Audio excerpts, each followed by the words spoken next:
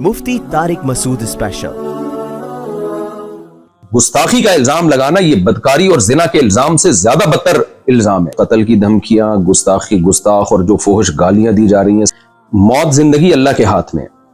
जो रात कब्र में गुजरनी है वो कब्र में गुजरेगी, जो जमीन पे गुजरनी है वो जमीन पे गुजरेगी।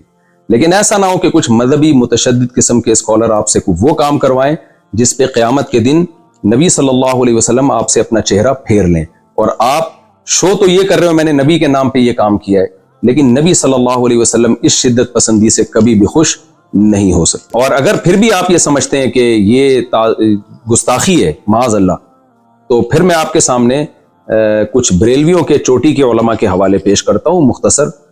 तो जो फतवा फिर आपने मुझ पे लगाया है उन पे भी लगाया। मैं मानता हूँ सारे बरेलवी ऐसा नहीं करते हैं, एक मखसूस तबके के मखसूस अफराद हैं जिन्होंने एक प्रोपेगेंडा खड़ा किया हुआ है और सादा लोग आवाम को बरगला रहे हैं कि जी ये वाजिबुल कत्ल है और गुस्ताख है वगैरह वगैरह। और कराची का एक मौलवी नहीं और तारिक मजहूल मरदूद एक बंदा भी गैरतमंद नहीं बैठा जेड़ा उठ के उनका सिर लावे। इस वजह तो ये बिल्कुल इस बारे कोई माफी नहीं, उस कुत्ते ने लगाम पाई जावे, वो कुत्ता भी नहीं बढ़ता। बिस्मिल्लाहिर्रहमानिर्रहीम नहमदुहु व नुसल्ली अला रसूलिहिल करीम। जब से कनाडा वाले बयान वो सोसाइटी में गया है तो मुसलसल सोशल मीडिया पे हाइप क्रिएट की जा रही है और एक मखसूस तबके की तरफ से जो बहुत ज़्यादा शिद्दत पसंदी फैला रहा है। बार बार मुझे कहा जा रहा है कि ये जो माजरत आपने दोबारा की है ये भी काबिल कबूल नहीं है और उस तबके का बुनियादी मकसद ये है कि मैं ये मानूं कि मैंने गुस्ताखी की है और फिर मैं गुस्ताखी से माजरत करूं। जो गलती मुझसे हुई है उस पे मैं बार बार मादरत कर चुका हूं, लेकिन वो तबका मुसलसल धमकियां दे रहा है मेरे व्हाट्सएप पे। कत्ल की धमकियां, गुस्ताखी, गुस्ताख और जो फोहश गालियां दी जा रही हैं सबके नंबर भी मैं सेव कर रहा हूं। तो ये सब कुछ चल रहा है मेरे साथ। तो मुझे ख्याल हुआ कि मैं एक इल्मी लिहाज से बहरहाल मैं इस पे एक वीडियो रिकॉर्ड करवाऊं, क्योंकि जो कुछ मेरे मुखलिस लोग हैं, बाज लोग, मेजॉरिटी ने मुझे गुस्ताख करार नहीं दिया अल्हम्दुलिल्लाह, मेजॉरिटी उलमा ने, बल्कि उन्होंने इसको एक गलती जरूर करार दिया, इल्मी गलती, गुस्ताख करार नहीं दिया।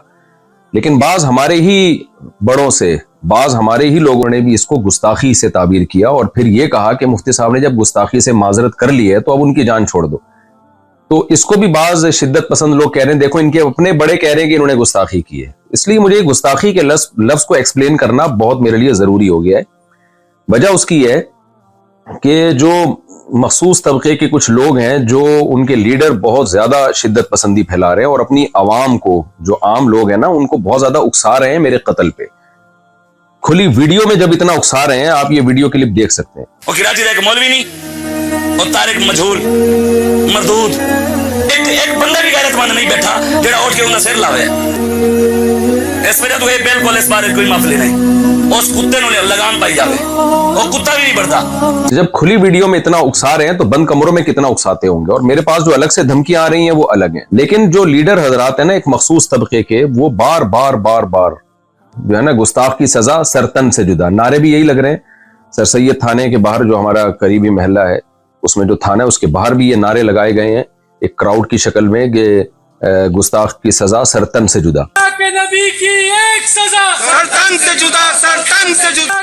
तो मैं इस गुस्ताख के लफ्ज को आज इल्मी अंदाज से एक्सप्लेन करूंगा, तहकीकी जवाब भी दूंगा, इल्जामी जवाब भी दूंगा कि अगर आप मुझ पे गुस्ताखी के फतवे लगाते हैं तो फिर आप इन लोगों पे भी गुस्ताखी के फतवे लगाएं, ताकि जो सादा लौह लोग हैं, जो वाकई नबी सल्लल्लाहु अलैहि वसल्लम से मोहब्बत करते हैं लेकिन वो गलत फहमी का शिकार हो गए, वो मुझसे बदगुमान हो गए कि मुफ्ती साहब ने वाकई गलत गुस्ताखी तो बहरहाल की है, बाज लोग ये कह रहे हैं। तो मैंने जो गलती की है उससे मैं रुजू कर चुका हूं, गुस्ताखी मैंने नहीं की है। तो अब मैं इस पे शुरू करता हूं। देखिए मेरा जो बयान था मैंने उसमें ये बात कही जो कि गलत अल्फाज थे। मैंने कहा कुरान में ग्रामर के लिहाज से ये गलत है, लेकिन इसको ठीक नहीं किया गया। ये कुरान का मैं मोजज़ा बयान कर रहा था कि जो ग्रामर के लिहाज से मिस्टेक हुई वो बाकी रखी गई, लेकिन बयान के दौरान ही मुझे ख्याल हुआ कि ये लफ्ज जो ताबीर है, जो अल्फाज है, मेरे मुंह से गलत निकल गए। वजह उसकी यह है कि कुरान पहले है, ग्रामर के उसूल बाद में वजह किए गए हैं। ग्रामर कुरान को देख के लिखी गई है, ना कि कुरान ग्रामर का मोहताज है। ये एक ऐसी हकीकत है जिसको मैं अपने लेक्चरों में पहले बयान कर चुका हूं, कई बार बयान कर चुका हूं कि जबान ग्रामर की मोहताज नहीं होती, ग्रामर जबान की मोहताज होती है। मुझे बयान के दौरान ही अंदाजा हो गया کہ یہ الفاظ میرے زبان سے غلط نکلے، لہذا میں نے بیان میں ہی اس کی کریکشن کی. کہ اگر ظاہری لحاظ سے اس میں کوئی غلطی لکھنے میں، ظاہری لحاظ سے، ورنہ تو اس میں بڑی حکمت ہے، گرامر کی ایک مسٹیک اگر ظاہری لحاظ سے میں مسٹیک کہہ رہا ہوں کہ تو وہ کریکشن کیا تھی جو میں نے چلائی بھی ہے کہ ظاہری لحاظ سے ہے، حقیقت میں نہیں ہے، ظاہری لحاظ سے. ظاہر کا مطلب یہ کہ حقیقت میں کوئی غلطی نہیں ہے، دیکھنے میں ایسا لگتا ہے کہ گرامر کے قاعدوں کے خلاف ہے. میرا خیال یہ تھا کہ اس سے لوگ مطمئن ہو گئے ہوں گے، لیکن وہ بھی میری غلطی تھی. مجھے اس میں اور اچھی طرح سے ایکسپلین بھی کرنا چاہیے تھا اور اسی بیان میں معذرت کر لینی چاہیے تھی، وہ بھی میں نے نہیں کی. یہ بھی ایک جرم میرا ہے، اس کی بھی غلطی کا میں اعتراف کرتا ہوں. تو لیکن مقصد یہی تھا کہ حقیقت میں کوئی غلطی نہیں ہے. ظاہری لحاظ سے غلطی کا مطلب کیا تھا کہ بھئی قرآن میں کچھ باتیں ایسی ہیں جو عام نحوی قاعدوں کے، جو قاعدے بعد میں ایجاد کیے گئے ہیں، ان کے خلاف ہیں. یہ بات صرف میں نے نہیں لکھی ہے، یہ اور بھی لوگ لکھ چکے ہیں، خود بریلوی علماء لکھ چکے ہیں. یہ دیکھیں مقدمہ تفسیر نعیمی، مصنف حکیم الامہ مفتی احمد یار خان نعیمی، یہ بریلویوں کے بڑے عالم ہیں. صفحہ نمبر 20 پہ لکھتے ہیں بعض کلمات نحوی قاعدے کے خلاف معلوم ہوتے ہیں لیکن وہ پڑھے ویسے ہی جاتے ہیں جیسے کہ ثابت ہو چکے. مثلا علیہ اللہ، اب دیکھیں قرآن کا عام قاعدہ ہے علیہ اللہ، لیکن قرآن میں لکھا ہے علیہ اللہ، یعنی گرامر کا عام قاعدہ ہے علیہ اللہ، لیکن پڑھا جا رہا ہے علیہ اللہ. اسی طرح وما انسانیہ الا الشیطان، اب عام قاعدہ جو نحو کے طالب علم جانتے ہیں یہ ہے وما انسانیہ، لیکن جو احمد یار صاحب ہیں، مفتی احمد یار صاحب جو بریلویوں کے بڑے عالم، وہ کہہ رہے ہیں کہ یہ بھی عام قاعدے کے خلاف ہے، ما انسانیہ ہے. اور تیسری مثال وہی دی ہے جو میں نے اپنے بیان میں دی تھی، لنصفعن بالناصیہ، تو یہ بھی انہوں نے مثال دی. اب میں پوری عبارت دوبارہ پڑھتا ہوں، مثلا علیہ اللہ ما انسانیہ لنصفعن وغیرہ. دوبارہ یہ عبارت پڑھ دیتا ہوں میں. یہ لکھتے ہیں بریلویوں کے عالم بعض کلمات نحوی قاعدے کے خلاف معلوم ہوتے ہیں لیکن وہ پڑھے ویسے ہی جاتے ہیں جیسے کہ ثابت ہو چکے، مثلا علیہ اللہ ما انسانیہ لنصفعن وغیرہ. تو محترم نے بھی یہ فرمایا کہ نحوی قاعدے کے خلاف معلوم ہوتے ہیں، جبکہ میں نے کیا کہا تھا، بظاہر گرامر کے خلاف ہیں، بظاہر گرامر کے لحاظ سے غلط ہیں. تو میں نے تو پھر بھی بظاہر کا لفظ لگا دیا تھا. تو میں پھر بھی مانتا ہوں کہ میری غلطی تھی، مجھے بہت اچھی طرح سے ایکسپلین کرنا چاہیے تھا اور اسی وقت اپنے الفاظ سے رجوع کر لینا چاہیے تھا، لیکن بعد میں نے رجوع ریکارڈ کروایا. اس کی کیا وجوہات تھی، یہ بھی میری غلطی ہے، اس میں بغیر تعویل کے اس کو بھی اپنے کھاتے میں ڈالتا ہوں میں. لیکن اس عمل کو آپ گستاخی نہیں قرار دے سکتے. اگر آپ نے گستاخی قرار دینا ہے پھر بریلوی کے ان عالم کے عمل کو بھی اور ان کی عبارت کو بھی آپ گستاخی قرار دیں. اور میں نے تو ان الفاظ سے توبہ کر لی، ان عالم نے تو توبہ بھی نہیں کی. اب تک تو ہمارے پاس کوئی ایسا ریکارڈ نہیں ہے کہ انہوں نے الفاظ سے توبہ کی ہو. تو اصل مدعا میرا یہ ہے کہ نہ میرے الفاظ کو آپ گستاخی پر لے جا سکتے ہیں، نہ تفسیر نعیمی کے مصنف کے الفاظ، بریلوی عالم کے الفاظ کو آپ گستاخی قرار دے سکتے ہیں. آپ ان کے الفاظ کو بھی علمی غلطی قرار دے سکتے ہیں، میرے الفاظ کو بھی علمی غلطی قرار دے سکتے ہیں. یہ علمی غلطی قرار دینے پر ہمیں کوئی اعتراض نہیں ہے، لیکن آپ اس عمل کو گستاخی مت قرار دیں، کیونکہ اگر یہ ہے تو میں گستاخ ہوں تو پھر یہ بھی گستاخ ہیں، اور وہ تمام علماء گستاخ ہیں جنہوں نے اس علمی نقطے کو اس انداز سے بیان کیا ہے. دوسری روایت دیکھیں، عن ہشام ابن عروۃ عن ابیہ قال سألت عائشۃ عن لحن القرآن ان هذان لساحران وعن قوله والمقيمين الصلاة والمؤتون الزكاة وعن قوله والذين هادوا والصابئون فقال يا ابن اختي هذا عمل الكتاب اخطأوا في الكتابة. رواه الطبری في تفسیره جلد نمبر 1 صفحہ نمبر 18. علامہ طبری رحمہ اللہ تعالیٰ اپنی تفسیر کی جلد نمبر 1 صفحہ نمبر 18 میں لکھتے ہیں، اور یہ روایت مصنف ابن ابی شیبہ میں بھی ہے. فرماتے ہیں کہ عبداللہ بن زبیر جو حضرت عائشہ کے بھانجے تھے، انہوں نے سیدہ عائشہ رضی اللہ تعالی عنہا سے قرآن کی بعض آیتوں کے متعلق پوچھا. ظاہر ہے وہ آیتیں عام گرامر قاعدوں سے ہٹ کر تھیں. تو حضرت عائشہ رضی اللہ تعالی عنہا سے ان کی جب تفسیر پوچھی تو حضرت عائشہ نے فرمایا کہ یا ابن اختی، اے میرے بھانجے، ھذا عمل الکتاب اخطئوا فی الکتابہ، یہ کاتبوں کا عمل ہے جنہوں نے کتابت میں خطا کی ہے. تو یہاں بھی سیدہ عائشہ کا مطلب، خطا کا مطلب یہ نہیں ہے کہ سچی مچی میں غلطی کی ہے، وہ خطا یہ بیان کرنے کے لیے بتا رہی ہیں کہ یہ جو عام قاعدے جو گرامر کے اصول کیے گئے ہیں، یہ عام قاعدوں سے ہٹ کر انہوں نے اس کو لکھا ہے. جمہور حضرات نے یہی مفہوم بیان کیا ہے اس کا. تو یہاں بھی میں یہ کہوں گا کہ کیا آپ سیدہ عائشہ کو بھی معاف نہیں کرو گے؟ آپ یہ کہو گے انہوں نے معاذ اللہ دعویٰ کیا کہ قرآن میں تحریف ہوئی ہے، قرآن کو غلط لکھا گیا ہے اور قرآن کی کتابت کے طریقے غلط تھے. یا علامہ طبری جو بڑے مفسر ہیں، جن کو دیوبندی بھی مانتے ہیں، بریلوی بھی مانتے ہیں، اہل حدیث بھی بہت بڑا مفسر مانتے ہیں، آپ ان کو گستاخ قرار دیں گے کہ انہوں نے سیدہ عائشہ کا یہ قول نقل کیا اور پھر سیدہ عائشہ کو گستاخ نہیں؟ کیونکہ آپ لوگ تو کہتے ہیں گستاخ کو گستاخ قرار نہ دینا بھی گستاخی ہے، تو کیا ہے معاذ اللہ آپ ان سب کو گستاخ قرار دیں گے؟ ظاہر ہے آپ یہ کہیں گے کہ ایک چیز ہے جس کو یہ اپنے الفاظ میں بیان کر رہے ہیں، اور پھر میں بار بار بتاؤں یہ سب کا امت کا اتفاق ہے، میں مفسرین کے حوالے بھی دے سکتا ہوں اور میرے پرانے بیانات بھی مل جائیں گے اس پر، کہ گرامر قرآن کی محتاج ہے، قرآن گرامر کا محتاج نہیں ہے۔ اس زمانے میں عربی کے قواعد و ضوابط منضبط نہیں کیے گئے تھے، گرامر کو بعد میں وضع کیا گیا ہے، تو جو اکثر قاعدے اور کلیے جو انہوں نے وضع کیے ہیں تو قرآن کی بعض آیتیں ان اکثر قاعدوں پر منطبق نہیں ہوتی تھی، لیکن ان کی بھی بہت سے حضرات نے تعویل کی ہے، جیسے لنصفام بن ناسیہ میں عین کے بعد جو نون آ رہا ہے، تو نون میں بہت سے حضرات نے کہا ہے کہ یہ گرامر کے قاعدوں کے مطابق ہے، یہ گرامر کے قاعدے کے خلاف بھی نہیں ہے، مطابق اس لیے کہ یہ جو نون تاکید ہے نا، اس کو الف کے ساتھ بھی لکھا جاتا ہے، اس کی کچھ مثالیں بھی دی ہیں، تو یہ دونوں اقوال علماء میں پہلے سے چل رہے ہیں۔ کسی نے کہا کہ بعد میں جو قواعد و ضوابط وضع کیے گئے بہت ساری چیزیں اس قاعدے پہ منطبق نہیں بیٹھتی، تو کوئی بات نہیں، اس سے قرآن کا غلط ہونا ثابت نہیں ہوتا، وجہ اس کی گرامر تو بعد میں آئی ہے۔ اور بعض نے کہا نہیں بھائی، گرامر جو اس دور میں گرامر تھی جو اصل ہے اس کے پہ شواہد بھی پیش کیے، انہوں نے دلائل بھی پیش کیے کہ اس کے مطابق یہ گرامر کے بھی عین مطابق ہے، تو یہ شروع سے اختلاف چلا آ رہا ہے اور یہ سب کی تعبیرات ہیں۔ ابھی تو میرا مدعا صرف یہ ثابت کرنا ہے کہ اگر مجھ سے الفاظ میں غلطی ہوئی ہے اور آپ اس کو گستاخی قرار دے رہے ہیں، جبکہ میں ان الفاظ سے غلطی سے بار بار رجوع بھی کر چکا ہوں، تو کیا آپ ان بڑے بڑے حضرات کو بھی معاذ اللہ نقل کفر گستاخ قرار دیں گے؟ تو ہمیں اس طرز عمل پہ غور کر لینا چاہیے۔ اب ہم آتے ہیں دوسرے مسئلے کی طرف، لفظ امی کی طرف۔ اس پر بھی مجھ پہ بہت زیادہ گستاخیوں کے فتوے لگ رہے ہیں کہ میں نے رسول اللہ صلی اللہ علیہ وسلم کے بارے میں یہ کہا ہے کہ آپ لکھنا پڑھنا نہیں جانتے تھے، اور کہا گیا ہے کہ یہ بھی گستاخی کی ہے۔ بعض لوگوں نے تو یہ کہہ دیا کہ میں نے نبی کو ان پڑھ کہا ہے، حالانکہ میں نے نبی صلی اللہ علیہ وسلم کی طرف ان پڑھ کے لفظ کی نسبت نہیں کی، اور میں اس لفظ نبی کی طرف ان پڑھ کے لفظ کی نسبت کو ادب کے خلاف سمجھتا ہوں۔ تو میں نے کہا ہے کہ آپ صلی اللہ علیہ وسلم لکھنا پڑھنا نہیں جانتے تھے۔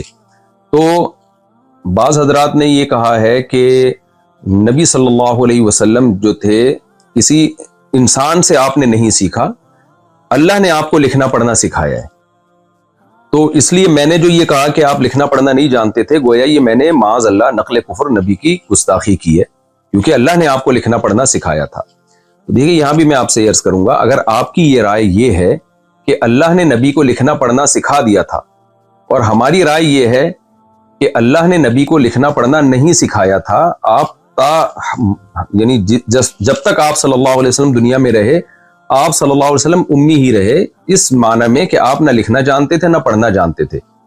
تو اگر ہماری یہ رائے کا آپ سے اختلاف ہے تو اس کو ایک علمی اختلاف کہا جائے گا، اس کو بھی گستاخی نہیں کہہ سکتے۔ گستاخی آپ اس عمل کو جب کہیں گے جب ہم یہ دعویٰ کرتے ہیں کہ نبی لکھنا پڑھنا نہیں جانتے تھے، اور ہمارا مقصد اس سے معاذ اللہ نبی کی توہین ہو۔ ہم تو نبی کی تعظیم میں کہہ رہے ہیں کہ جو لکھنا پڑھنا نہیں جانتے تھے پھر بھی انہوں نے ساری دنیا کو لکھنا پڑھنا سکھایا ہے، ساری دنیا میں علوم بانٹے ہیں، یہی تو نبی کا معجزہ ہے۔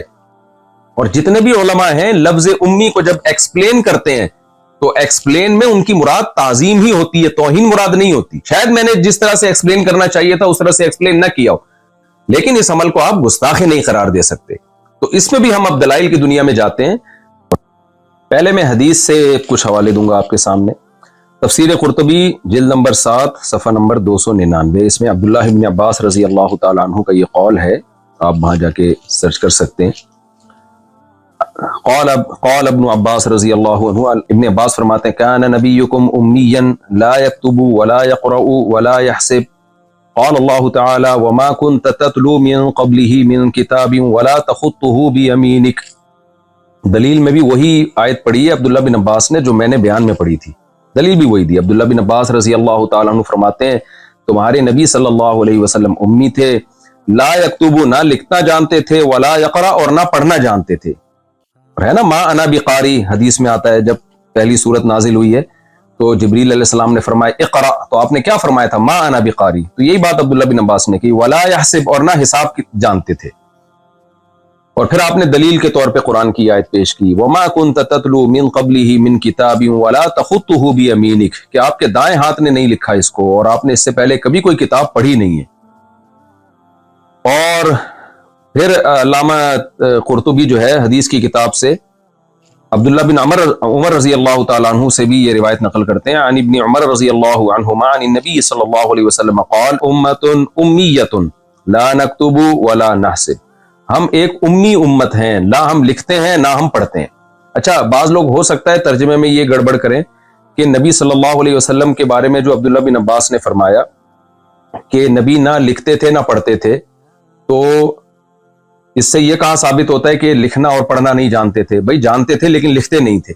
لیکن اگلی حدیث میں اس کو کلیئر کر دیا، آپ نے فرمایا ہم امی امت ہیں، نہ لکھنا جانتے ہیں نہ پڑھنا جانتے ہیں۔ اگر ہم اس کا ترجمہ یہ کریں گے کہ ہم نہ لکھتے ہیں نہ پڑھتے ہیں تو یہ بات تو مشاہدے کے خلاف ہو جائے گی۔ بعض صحابہ تو لکھتے بھی تھے پڑھتے بھی تھے، تو اس میں نبی نے اپنی بارے میں بتایا کہ ہم امت یعنی من حیث القوم عرب میں لکھنا پڑھنے کا نہیں آتا تھا ان کو، مخصوص لوگ ہوتے تھے جن کو لکھنا پڑھنا آتا تھا۔ تو اگلی حدیث پہلی حدیث کے مصداق کو متعین کر رہی ہے کہ نبی صلی اللہ علیہ وسلم فرمایا ہم امی ہیں، نہ ہم لکھنا جانتے ہیں نہ ہم پڑھنا جانتے ہیں۔ اور یہ حدیث صحیح ہے مسلم میں 1080 صراحتاً بھی ہے، جو میں آپ کے سامنے پڑھ دیتا ہوں۔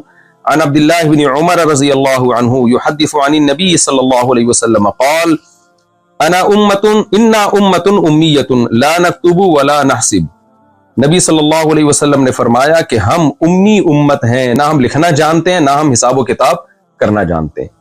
تو پھر بھی اگر آپ کا اختلاف ہے کہ نہیں بھئی نبی صلی اللہ علیہ وسلم کو اللہ نے لکھنا پڑھنا سکھا دیا تھا، تو یہ علمی اختلاف کہلائے گا۔ اس میں آپ کہیں گے ہمارا اس میں مفتی طارق مسعود صاحب سے اور جمہور امت سے اختلاف ہے، اس کو آپ گستاخی نہیں قرار دے سکتے۔ جمہور امت کا وہی عقیدہ ہے کہ نبی صلی اللہ علیہ وسلم لکھنا پڑھنا نہیں جانتے تھے، مگر یہ آپ کی تعریف ہے اور آپ صلی اللہ علیہ وسلم کی تعظیم ہے کہ جو نہ لکھنا جانتا ہو نہ پڑھنا جانتا ہو، پوری دنیا کو لکھایا بھی پڑھایا بھی، اور پوری دنیا علوم میں اس کی محتاج ہے۔ بعد از خدا بزرگ توئی قصہ مختصر، اللہ کے بعد کوئی صاحب علم ہے تو پیغمبر صلی اللہ علیہ وسلم ہے۔ تو آپ کیسے میرے اس طرز بیان کو آپ گستاخی قرار دے رہے ہیں؟ یہ صحیح ہے بخاری حدیث نمبر 2731۔ یہ واقعہ کیا ہے؟ صلح حدیبیہ کا مشہور واقعہ۔ جب حدیبیہ میں صلح ہوئی نبی صلی اللہ علیہ وسلم اور صحابہ مشرکین مکہ کے درمیان، تو جو صلح میں معاہدہ ہوا تھا وہ ریٹن فارم میں لایا جا رہا تھا۔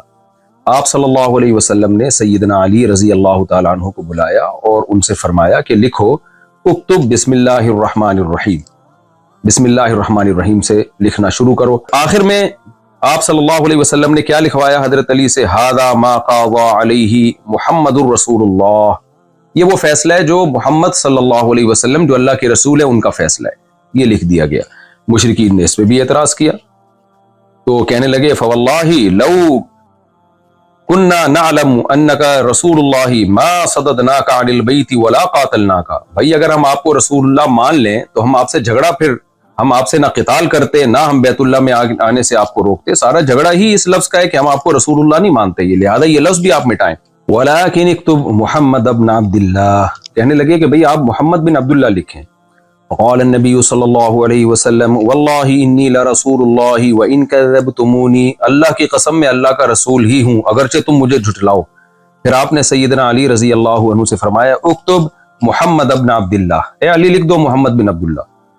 امام زہری کہتے ہیں کہ حضرت علی رضی اللہ تعالیٰ عنہ جو تھے وہ ان کو یہ بہت مشکل لگا ان کو یہ لکھے، میں رسول اللہ کے لفظ کو اپنے ہاتھ سے کیسے مٹاؤں۔ تو نبی صلی اللہ علیہ وسلم نے پھر کیا فرمایا سیدنا علی سے؟ بخاری کی حدیث کے مطابق ارینی مکانہا، اے علی مجھے بتاؤ کہاں لکھا ہے رسول اللہ۔ فاراہ مکانہا، حضرت علی نے بتایا نبی کو، فمحاہا، نبی نے اپنے دست مبارک سے اس کو مٹا دیا۔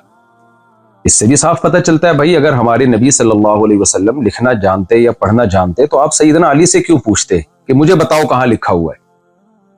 تو یہ تمام چیزیں نبی کی تعظیم کو بڑھاتی ہیں کہ جو پیغمبر نہ لکھنا جانتا ہو نہ پڑھنا جانتا ہو لیکن اس نے ساری دنیا کو علوم سکھائے، اور میں دوبارہ اس شعر کو ریپیٹ کرتا ہوں، بعد از خدا بزرگ توئی قصہ مختصر، پوری امت کا اس پر اجماع ہے کہ اللہ کے بعد سب سے زیادہ علم اللہ نے سید الانبیاء محمد صلی اللہ علیہ وسلم کو دیا ہے۔ لیکن آپ کو امی کہنا یا آپ کو یہ کہنا کہ آپ صلی اللہ علیہ وسلم لکھنا پڑھنا نہیں جانتے تھے اور تعظیم کی نیت سے کہنا، پھر اس کو ایکسپلین کرنا، یہ تمام باتیں اس بات کی دلیل ہیں کہ یہ کہنے والا نبی کی تعظیم کر رہا ہے اور ایسے تعظیم کرنے والے پر گستاخی کے فتوے لگانا کسی بھی طرح سے نہیں بنتا. اور اگر پھر بھی آپ یہ سمجھتے ہیں کہ یہ گستاخی ہے معاذ اللہ، تو پھر میں آپ کے سامنے کچھ بریلویوں کے چوٹی کے علماء کے حوالے پیش کرتا ہوں مختصر.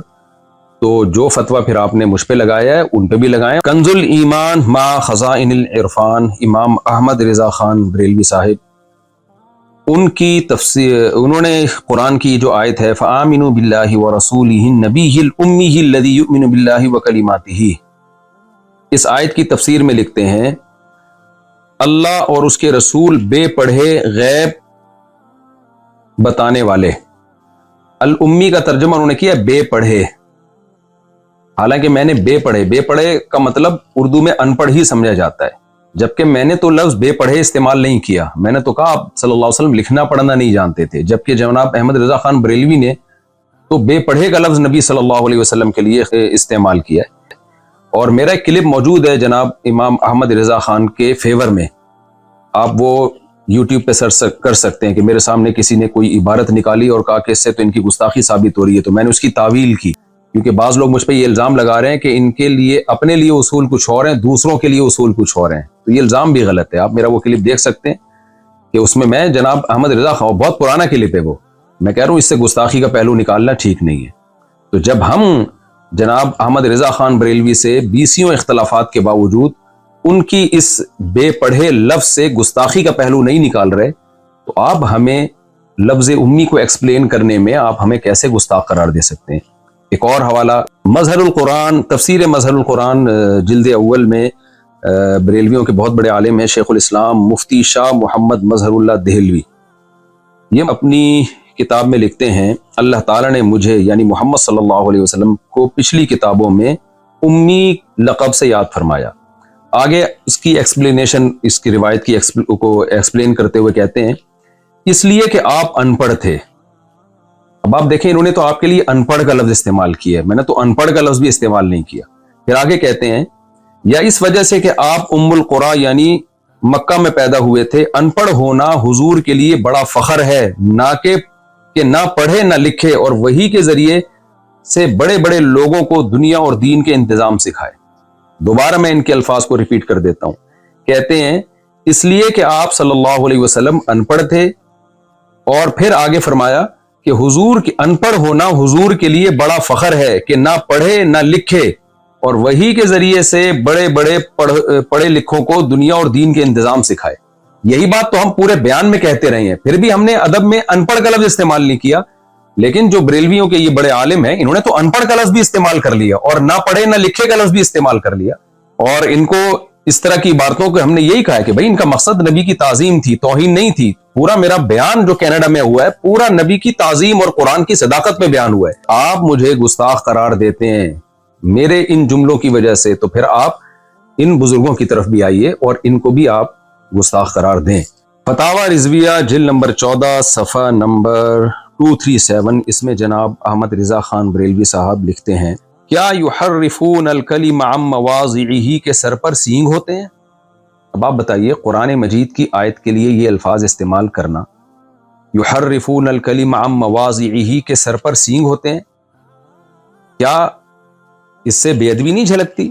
لیکن ہم تو تعویل کرتے ہیں کہ بھائی ان کا مقصد بے ادبی نہیں تھا، زور خطابت میں اور قلم کے زور میں انہوں نے ایک بات بیان کی اور مقصد سامنے والے کی بے ادبی تھی. لیکن اول نظر میں آپ کو کیا لگ رہا ہے؟ دوبارہ میں پڑھ دیتا ہوں، یہ کیا کہتے ہیں یحرفون الکلم عن مواضعہ، کیا یحرفون الکلم عن مواضعہ کے سر پہ سینگ ہوتے ہیں؟ یعنی ایسے ہی ہے جیسے کوئی کہہ لے کیا سورہ اخلاص کے سر پہ سینگ ہوتے ہیں، کیا قل هو اللہ کے سر پہ سینگ ہوتے ہیں، کیا سورہ فلق کے سر پہ سینگ ہوتے ہیں. تو آپ دیکھیں کہ یہ انداز بیان کیسا ہے. کیوں ہمارے جو بریلویوں میں جو متشدد حضرات ہیں اس کی تعویل کرتے ہیں؟ اسی لیے تعویل کرتے ہیں کہ وہ کہتے ہیں ان کی نیت یہ نہیں تھی. تو جب بھائی آپ کے لوگ اگر کوئی ایسا لفظ استعمال کریں جس سے گستاخی جھلک رہی ہو، لیکن آپ اس کو نیت کو ایکسپلین کرنے کا موقع بھی دیتے ہیں، ڈیفینڈ بھی کرتے ہیں، تو اگر یہ کام کسی دوسرے سے ہو جائے تو یہ کیا بات ہے کہ بھائی دوسروں کے لیے اصول کچھ اور اپنے لیے اصول کچھ اور. یہ تو دو باتیں جن کی بیس پہ مجھ پہ گستاخیوں کے الزام لگے، ان کو میں نے ذرا ایکسپلین کیا ہے. اب میں تیسری بات کی طرف آتا ہوں. شریعت کا دیکھیں ایک اصول ہے کہ ایک شخص جو نبی صلی اللہ علیہ وسلم پر ایمان رکھتا ہے، نبی کی دعوت اور تبلیغ کے لیے دنیا میں نکلا ہوا ہے. میرے سفر 99% دین کی دعوت اور تبلیغ کے لیے ہوتے ہیں، نبی کی عظمت کو بیان کرنے کے لیے، قرآن کی صداقت کو بیان کرنے کے لیے ہوتے ہیں. ایسے شخص سے اگر کوئی ایسا لفظ نکل جائے کہ جس میں گستاخی کا پہلو نکل رہا ہو اور اس کی تعویل کی جائے تو گستاخی کا پہلو نہیں نکل رہا ہو، تو شریعت کیا کہتی ہے کہ آپ کسی شخص کے کلام کو گستاخی پر محمول کریں یا اس کی کوئی تعویل کریں کسی ایسے شخص کے کلام کو جو کلمہ گو مسلمان ہے. شریعت کیا کہتی ہے اس بارے میں؟ یا اس کو سلپ آف ٹنگ پہ محمول کریں آپ کہ بھئی زبان کی خطا ہے، یہ بیان کرنے کی خطا ہے. ظاہر ہے ساری دنیا کے علماء اس پر متفق ہیں کہ اس کی تعویل کی جائے گی، اس کو کافر نہیں قرار دیا جائے گا، اس کو گستاخ نہیں قرار دیا جائے گا. گستاخی کا الزام لگانا یہ بدکاری اور زنا کے الزام سے زیادہ بدتر الزام ہے.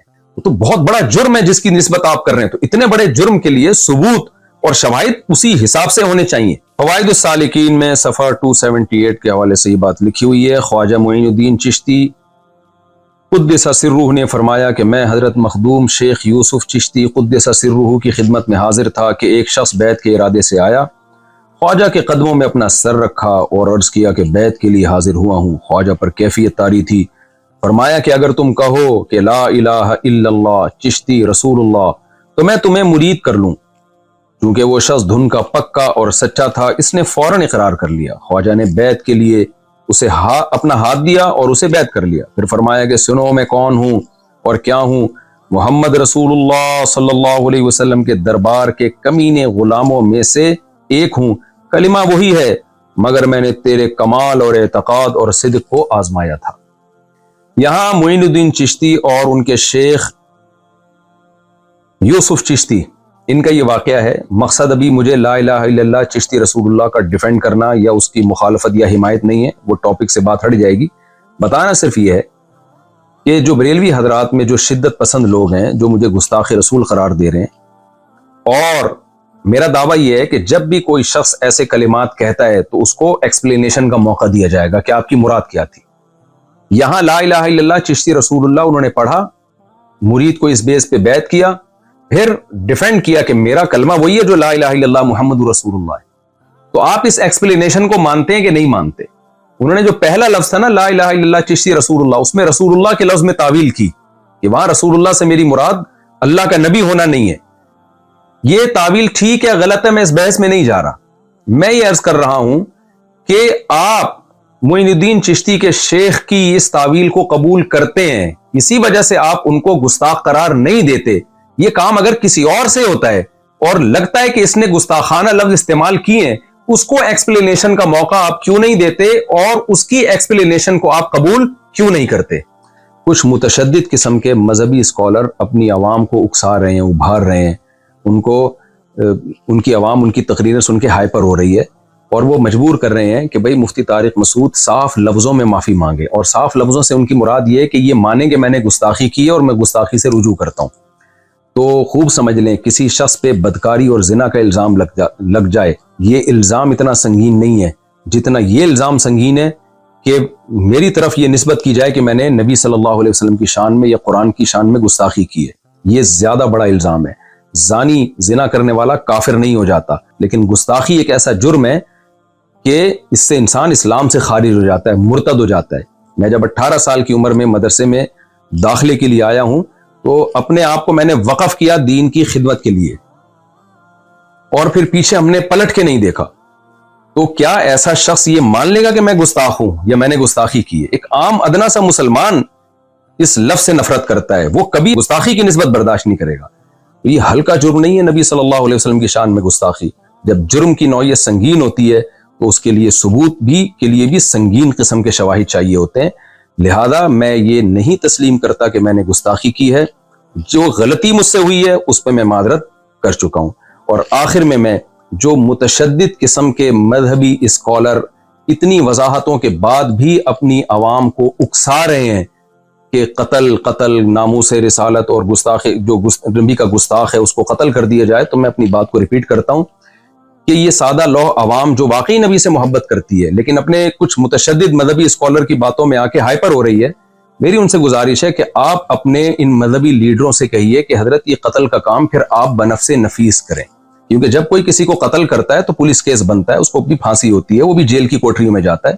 تو حضرت جنت میں جانے کا شوق صرف آپ ہمیں کیوں دلا رہے ہیں؟ آپ خود یہ کام کیوں نہیں کر لیتے؟ آپ خود جائیں, مفتی طارق مسعود صاحب کو آپ قتل کرنے کی کوشش کریں اور جنت کمانے کی آپ کوشش کریں. تو ایسا نہ ہو آپ اپنے مذہبی متشدد قسم کی لوگوں کی باتوں میں آ کے کوئی ایسا اقدام کر لیں. موت زندگی اللہ کے ہاتھ میں, جو رات قبر میں گزرنی ہے وہ قبر میں گزرے گی, جو زمین پہ گزرنی ہے وہ زمین پہ گزرے گی. لیکن ایسا نہ ہو کہ کچھ مذہبی متشدد قسم کے اسکالر آپ سے وہ کام کروائیں جس پہ قیامت کے دن نبی صلی اللہ علیہ وسلم آپ سے اپنا چہرہ پھیر لیں, اور آپ شو تو یہ کر رہے ہو میں نے نبی کے نام پہ یہ کام کیا ہے, لیکن نبی صلی اللہ علیہ وسلم اس شدت پسندی سے کبھی بھی خوش نہیں ہو سکتے. اور آخر میں ایک بات میں سیکولر اور لبرل لوگوں کے لیے بھی کروں گا جو میرے بارے میں یہ الزام لگا رہے ہیں, لو آپ اپنے دام میں سیاد آ گیا اور کہہ رہے ہیں کہ یہ مولوی پہلے ہی لوگوں کو تشدد سکھاتے تھے اور خود اب اس جال میں پھنس گئے ہیں. آپ میرے پرانے کلپ دیکھ سکتے ہیں کہ سیالکوٹ والے کیس میں, جنید جمشید والے کیس میں, آسیہ بی بی والے کیس میں, اور جتنے اس قسم کے کیس ہوئے ہیں اس وقت ہم جو بات کر رہے تھے وہی بات میں ابھی بھی کر رہا ہوں. ہمارا بیان بدلا نہیں ہے. ہاں کوئی بہت پرانا بیان جس میں کوئی شدت کا کوئی عنصر تھا تو وہ فوراً ہی میں نے رجوع بھی ریکارڈ کرا لیا. تو میرے جتنے بیان آپ کو 8-10 سال پرانے تک ملیں گے اس میں یہی دعویٰ ہے کہ گستاخی ایک بہت بڑا جرم ہے. گستاخی کو ثابت کرنے کے لیے شواہد اور دلائل بہت مضبوط ہونے چاہیے, اور یہ کام کورٹ کا ہے, عوام کا کام نہیں ہے. تو قانون ہاتھ میں لینے کی کوشش نہ کی جائے. جزاکم اللہ احسن الجزا.